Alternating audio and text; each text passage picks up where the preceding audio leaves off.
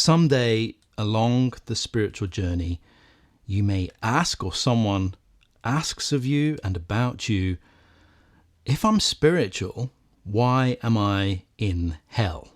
How did I end up being the bad one? Why am I hurting people and being hurt?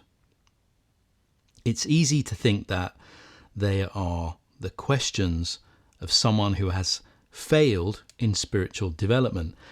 But in many ways, they are the cries of someone who is going through it, who's in the thick of it, and the sometimes unbearable, inscrutable process of becoming. And maybe you know that feeling. Maybe you've been there too, or maybe you're in it right now. And the chances are, if you've decided to explore spirituality and walk the walk, then you will be. And this is one of the strangest paradoxes of the spiritual journey. You think you're on the path of love and unity and compassion, and our experiences over time tell us that we are, and we believe naturally that things are supposed to be getting better and that former errors or pain points are only going to recede further into the past. But instead, you find yourself in situations that seem to destroy everything you value and counter every belief you had about yourself. You become the villain in someone else's story, and you might even be the villain in your own as you encounter your own devil face. But what if all of this is nothing to do with failure?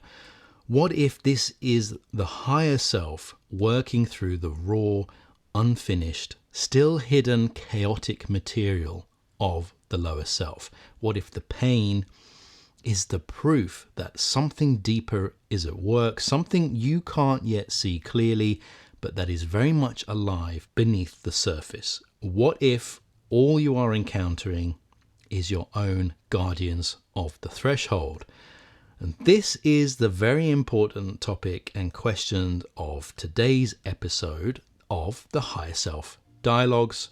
I'm Anton Jarrett, and today we're asking why the pathway to spiritual integration takes us right through the heart of destruction and pain, and why this too is very good, even if very, very unpleasant, extremely unpleasant for everyone involved.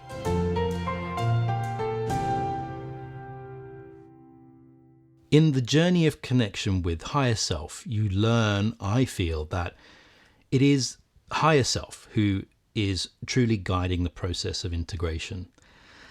And this we can learn from both theory and reading. You will find it written in many traditions and teachings throughout the centuries that this is the case, but you also learn it experientially. It is a process that doesn't bring comfort and ease. Instead, it brings contrast, tension, and the kind of friction that wakes you up. You are brought to encounter the very situations that expose the fault lines of your personality, the cracks that you didn't want to see and that you try your whole life to avoid, believing that through this avoidance you have transformed your life. To higher self, these are all opportunities for growth and for wholeness. But to lower self, the ego, to the personality, it feels like you are experiencing and causing betrayal, collapse, and chaos, and the very antithesis of the good you feel is in your soul and heart deep down. Like everything that was meant to be good is suddenly falling apart, leaving you and others exposed and raw. And the lower self, the small self, can't make sense of this at all for a time. Perhaps never. Hopefully not never. Hopefully it is the learning experience it's meant to be. But for now, for the time during the experience, the bigger picture is quite hidden. It sees primarily in binaries, after all, which is no good. It sees good and bad, right and wrong, victim and perpetrator, especially when in emotional intensity. such as pain and hurt. Lower self doesn't normally have the language or the sight or insight to understand that pain and growth are not opposites, that the same experience can hold both suffering and transformation, that what feels like death is sometimes life being reborn, but in a way that feels like losing everything that you knew. And even if we do have some insight, some mental idea, or a set of teachings or theories to fall back on or use, sometimes the experience we encounter is so dissonant and in opposition to these that they just fail to help. And many times the experience has part of its purpose to completely disrupt these mental constructions and crutches, where such crutches become limitations and sources of pain in themselves that we don't realize, because the experience then frees us from the illusions that we created from these. But why, oh why, does it have to be so painful? Why couldn't life or higher self just teach us nicely and deliver its teaching in a well-rounded, pleasant lecture or book to which we respond and we read with delight? Why do we have to learn through such destructive tendencies? This is a big question, and it could be the subject of many episodes and books in itself. But suffice to say here that one big reason is to do with the power of illusion and the strength of our identification with it. Over time and through experience, powerful illusions of reality are created that, of course, we don't think or see as illusions. We take them as the reality. And practically nothing can break that spell. We remain absolutely convinced of something, and no one and nothing at all can persuade you otherwise. Certainly nothing you can see or hear or read intellectually. And we're talking here about core ideas and beliefs, fundamental to who you think you are. The only way sometimes for such illusions to be seen for what they are is for an equally or more powerful experience that shows you what is really there. So if you have the illusion that you are a good person and you cannot believe or see the ways in which you are not, life will show you otherwise, and through an experience of suffering or destruction, reveal this, will lay everything bare. And welcome here to the teaching of suffering. Since higher self is, in other words, the whole self cannot exist or be conscious without the breaking down of all these illusions. There can be no walls in the consciousness of higher self. And when the illusions fall, what remains is something quieter but stronger and deeper, a clearer sight of who and what we truly are. This suffering, as much as it empties us, also prepares us to be filled with something more real.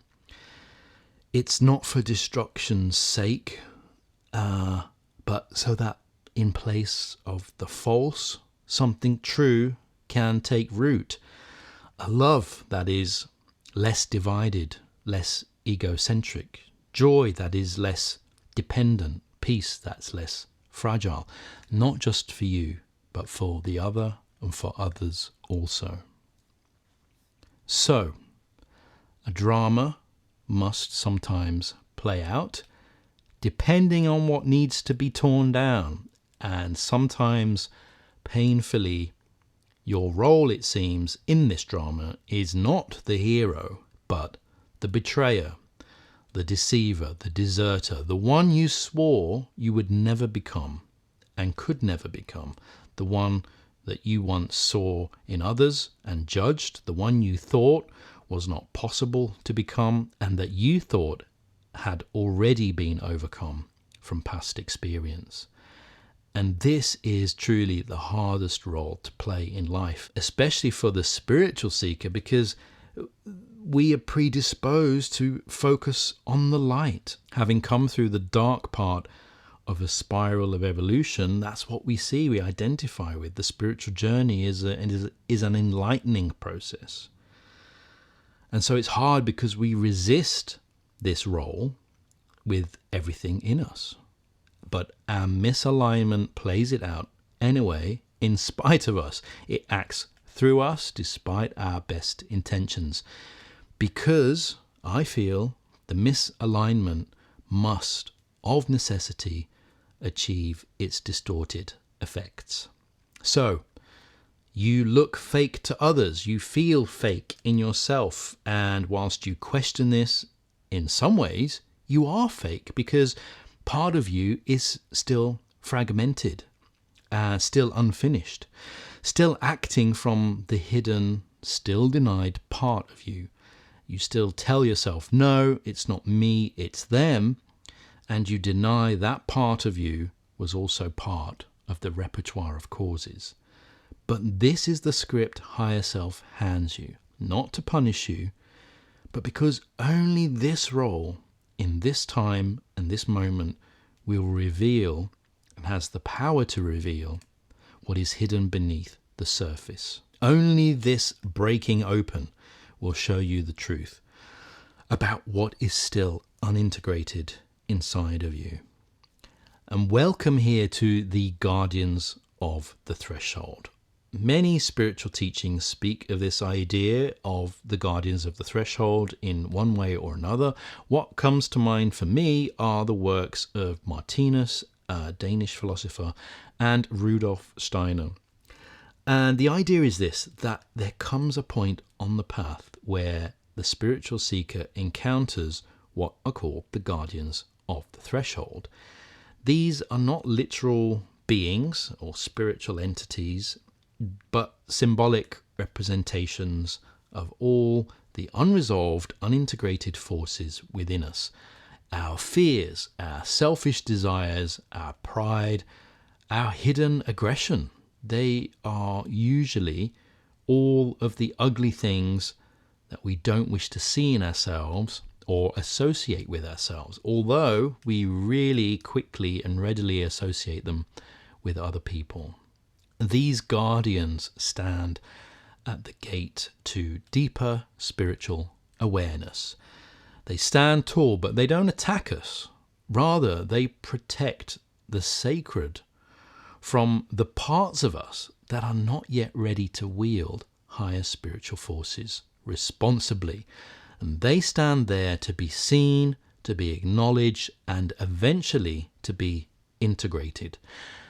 Now, meeting them is terrifying because they reflect back and take the form of all that we have denied in ourselves, and they are the ugliest parts of us. So we turn from their ugly faces, and they are really the faces of the things of ourselves. They show us our capacity for harm, our failures of love, our betrayals, not to punish us, although it feels like that it's a punishment sometimes, but as truths that we have to face in order to evolve.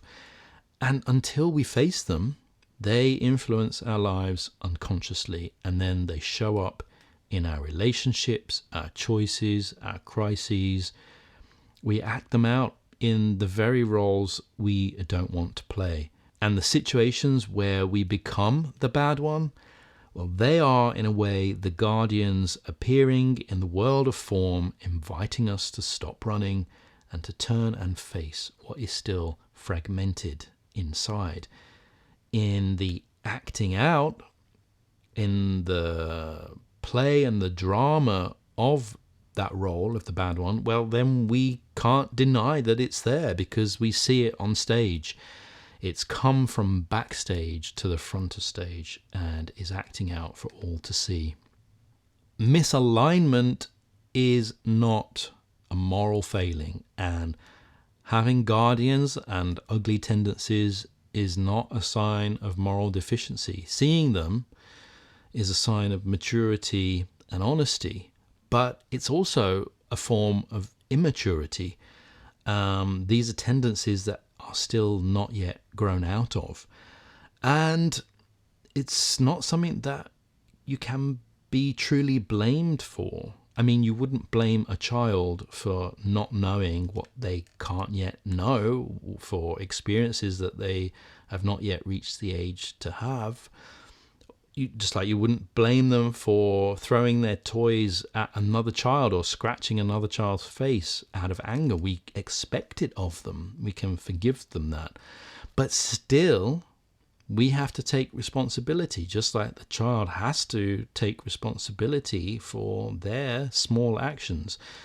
And we have to own what our actions create for others, even when our intention is tangled and confused, even when we're still spiritually immature, when the situation seems bigger than us, whatever reasons. We cannot collapse into guilt, nor can we justify our way out of it or explain our way out of it. Yet we do this, and that is yet another threshold, another guardian which we have to see. And then through all of this, there is the other person, the one we hurt. Their suffering is as real as ours, perhaps even deeper, perhaps clearer in its pain.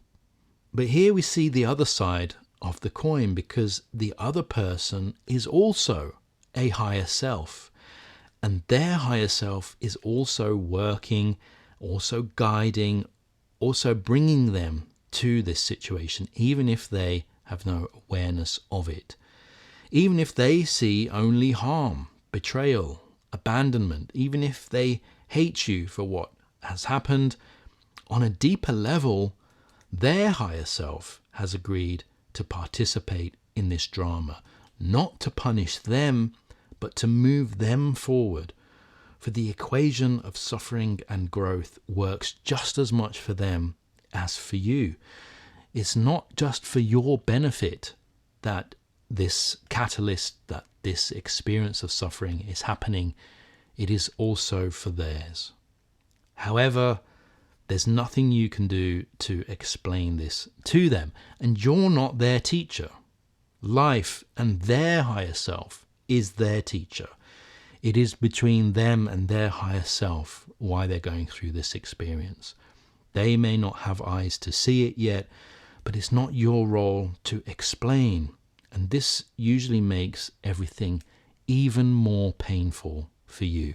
You can see the pain and suffering caused, and you can't say anything or do anything to help.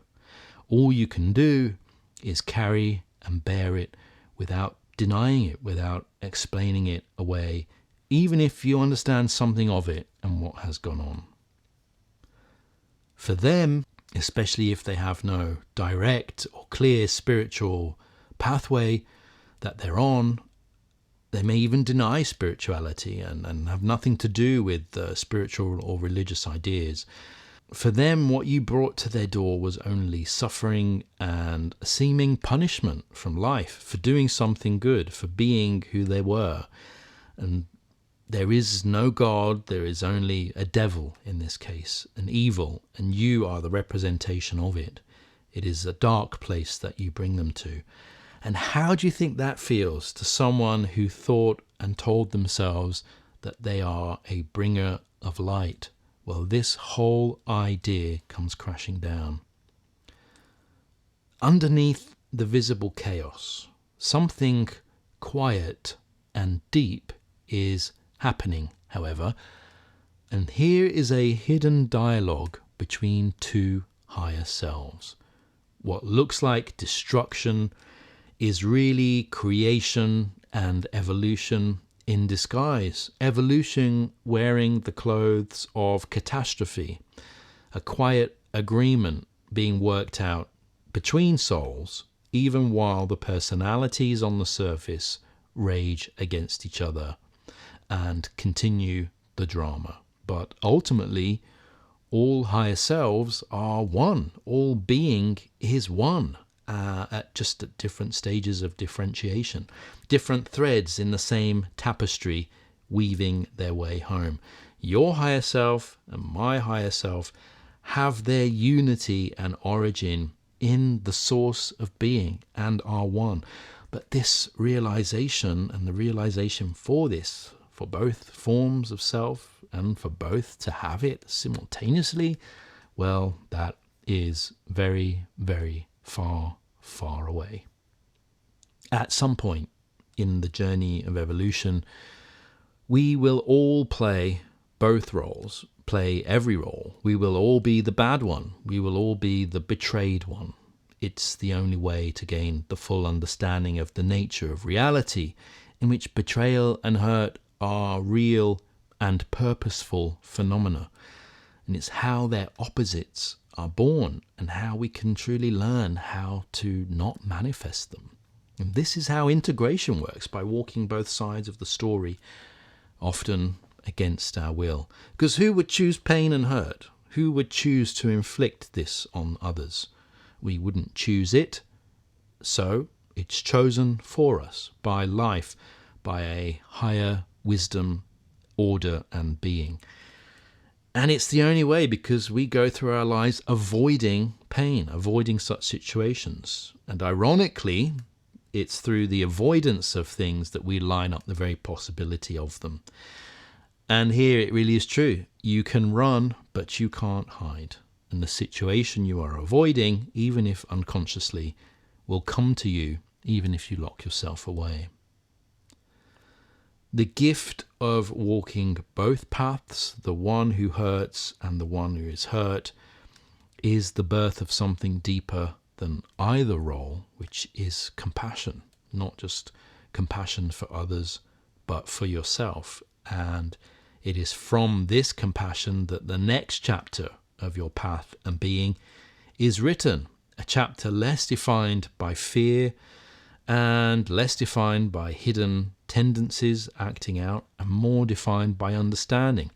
Yes, it's true, the catalyst experience often shows a devoid of compassion, but sometimes it's only this that can make it truly possible to have and manifest compassion in the future for both of you.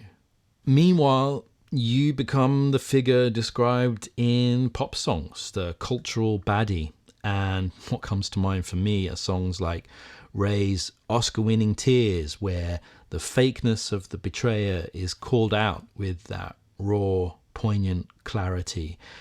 And the song Love the Way You Lie by Eminem and Rihanna, where love and destruction burn in the same house, where passion and pain can't be separated.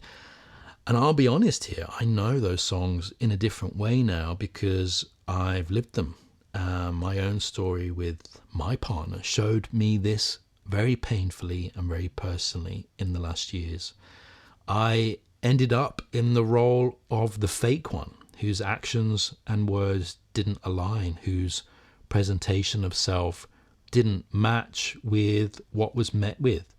And I was the one who caused the other pain like a steel knife through the windpipe. And I never set out to be that person, but that's who I was, that's who I became. Not because I wanted to be, but because my own fragmentation played out through me before I was aware of what was going on, before I knew how to stop it. The only good to come out of it was that at least I saw now what was within, which was hidden before, and this allowed for the possibility of a greater integration, the same possibility, of course, that exists for the other higher self in this equation. Ordinary relationships are full of this chaos and drama. It's why we have pop songs and films in the first place. It's played out in a cultural context. But in the context of the spiritual pathway, the higher self journey, what you thought was an ordinary relationship actually turns out to not be ordinary at all. It is a destined spiritual catalyst, orchestrated by higher selves, acting without our permission and buy-in, but in and on our behalf as a whole self. We are caught in these cycles until we're not, until we walk through the pain, until we stop running from what we don't want to be, and until we see what's there, laid bare by experience. And then finally, until we step out of the cycle into something new. So, you see, you can't escape the pain of misalignment, even though you can delay it up to a point. What you can do is learn to trust that it is part of the journey home, part of the great unfolding that you cannot yet see fully, but that is shaping you, refining you, even now. And you can learn and see this through introspection and through trying to see the good that is there under the rubble, which will clear in time, even if it does take years sometimes. Suffering doesn't mean failure, doesn't mean something has gone wrong at a deeper level. Sometimes it's the clearest sign that something deeper is being integrated, and sometimes the storm is needed to clear the sky. So, when you find yourself in the role you swore you'd never play, remember, this is not your end story, nor theirs. It's a chapter, a passage, and the higher self is still writing, is still calling you both beyond this pain toward a life where this suffering is not forgotten, but transfigured into wisdom and a new way of being. So, thank you for listening. This has been an episode of The Higher Self Dialogues. I'll see you in the next episode, but for now, goodbye.